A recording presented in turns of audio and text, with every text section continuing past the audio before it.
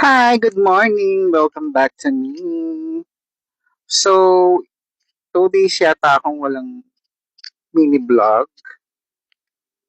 dahil nag-refresh muna tayo. Kasi nung nakarang araw, nabablanko ako. So, nag-recharge lang tayo ng konti. Konti lang naman. Anyway, today is June 30, last day of the month. Happy Friday, everyone. So, kaha 2 days ago, may nagtapon ng pusa sa harapan ng gate namin. Naka-paper bag siya. So, ito na nga, story time. Tinapon yung pusa, naka-paper bag. Isa lang siya, actually. Hindi ko alam ba't tinapon. Sa tansya namin ng doktor dun sa vet is 2 weeks old pa lang siya. So, kailangan pa rin siya ng mama cat niya. Sabi ng vet sa akin, baka hindi kakayanin, baka magka-pulmonya siya, sabi niya. Pwede naman daw siya painumin ng gatas kahit patak-patak lang. Pero chances is 50-50 pag ganun daw. Ilalagay ko siya dito yung video. Actually nakakaawa yung kuting, yung pusa. Um, Actually, first time kong mag-alaga ng pusa ng puting na walang mamakat. Kasi may pusa naman ako dati pag nanganganak. So, syempre, yung mamakat, hahala na siyang magpalaki sa kanya hanggang ano, di ba?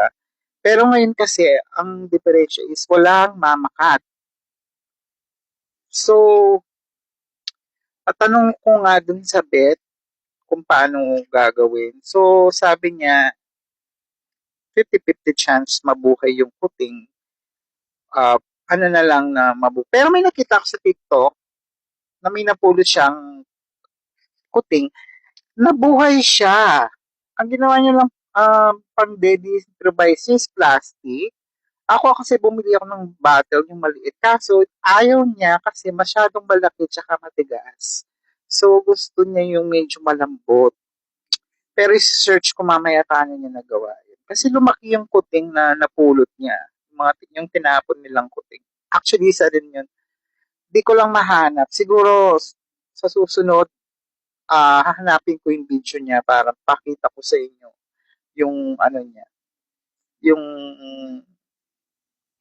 napulot niyang kuting paano yun na palaki. Kasi ako yung pusa ako dati, kasi kung aalagaan mo lahat yung pusa, tapos kung dami kong aso, dami namin pusa nun.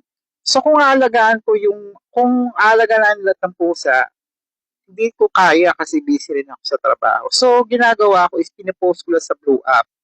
So, dun sa mga group doon na cats and dog at for adoption. Doon ko sila pinopost kung pag nasa 2 months old na sila.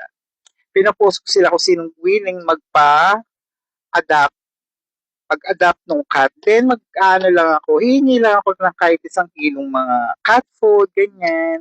Or minsan kahit wala silang pambili, pwede okay lang naman sa akin. Basta maalagaan sila ng mabuti. Wag lang yung mga taong may sa Blue App kasi may mga kumukuha ng ganyan tapos pinapakain sa alaga nilang mga sorry sa mga nag-aalaga ng mga exotic na hayop tulad ng mga ahas, ganyan. Di ba nakakaawa? But yun yung pa yung papakain mo, pwede naman yung mga daga na nabibili dun sa ano, di ba? So, kawawa yung mga ganun. Sa inalagaan yan, hindi naman pinapakain. So, ayun. Sana mabuhay yung kuting. Update ko kayo pag sa mga susunod kong mga mini vlog, sa ating mini vlog, story time, day in my life, whatever. So, andito ako yung sasakyan, pinapainit ko siya. And then, yung gatas na pinapainom ko is yung pang cat and dogs talaga siya. Actually, medyo may, ang inaano ko kasi baka bigla siya mawala, sayang yung gatas. So, di ko alam paano ko siya, sana mabuhay na lang siya. Sana hinayaan na muna yung kuting na lumaki nang maging 2 months old. Then tapos, pina-adapt niya lang. Meron naman kasi din sa blow up ng ganun eh. Hindi naman kailangan itapon pa o itapon, di ba? Or iligaw yung mga pusang ganyan. Kasi nakakaawa. Tsaka naniniwala ako dun sa mamalasin ka sa buhay pag magtatapon ka ng mga ganun. Kasi hindi naman maganda yung ganung bagay. Mga ganung gawain. So, sana bless siya ni Lord para humaba yung buhay, lumaki siya, papalaki ko siya. Diba? So, every minute, pinapadedi ko siya. Hindi pala every minute. Every 2 hours. So, ginawa, dati kasi may puppy ako nanganak yung aking fur baby. Tapos yung isang puppy doon, mahina, hindi siya nakakadedi sa nanay niya. So, pinagawa ng vet, is alalayan ko siya pag umiinom siya ng gatas para makasabay doon sa nutrisyon ng nanay. Tapos, tinatabi ko muna yung mga ibang puppy na malalakas. Yung mahina, yung muna yung pinuuna ko. So, yung ginawa ko, is ganun muna. Yung ginawa ko parang puppy.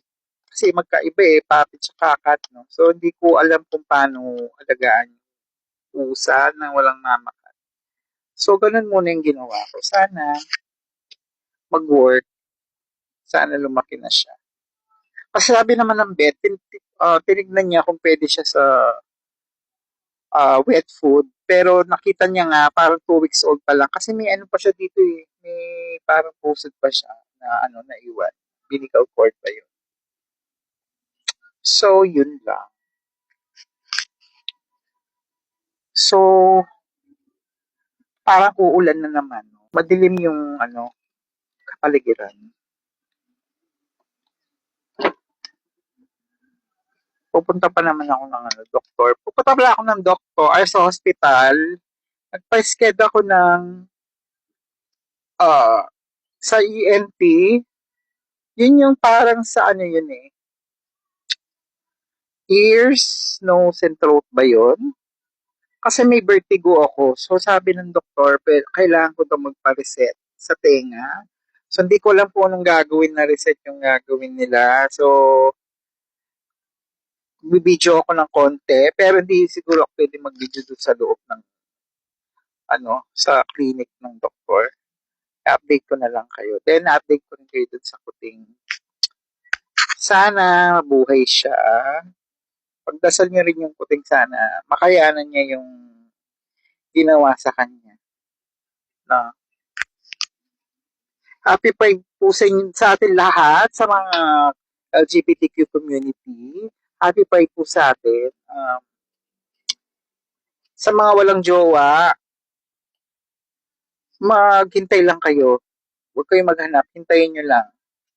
Darating din yan. Ganon din kasi, nung wala pa yan, di ba dumarating yung jowa ko? Actually, magsi 7 years na kami this year.